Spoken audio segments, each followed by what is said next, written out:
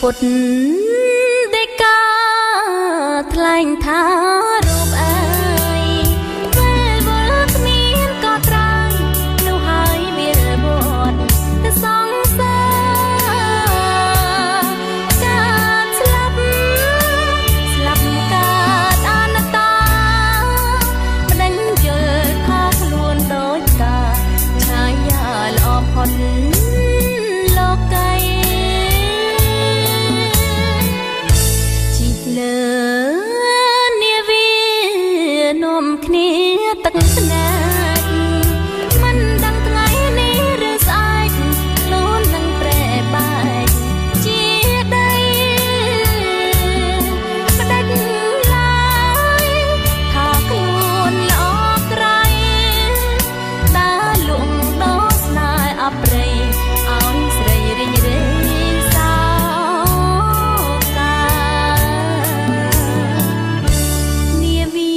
ជីវិតអន្តរឡប់ក្រោយវិញឡើអសត្វលោកអើយកុំសប្បាយភ្លេចកាយាធ្វើបុណ្យដាក់ទានសាងស្ពានធម៌អើបុណ្យកិលេសទុក្ខាប្រាថ្នានិព្វានសង្សាងភ្នំបួងនៅវត្តពោចាយហើយជីវិនស៊ីចូលលឹងសូតែក្រនឹងមាន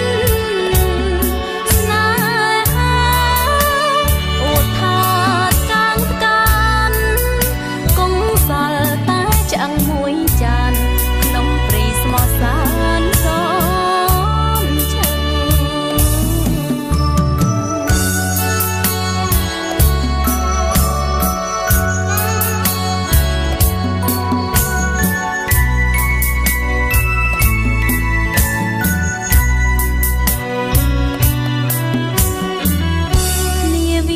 ជីវិតអន្តរឡប់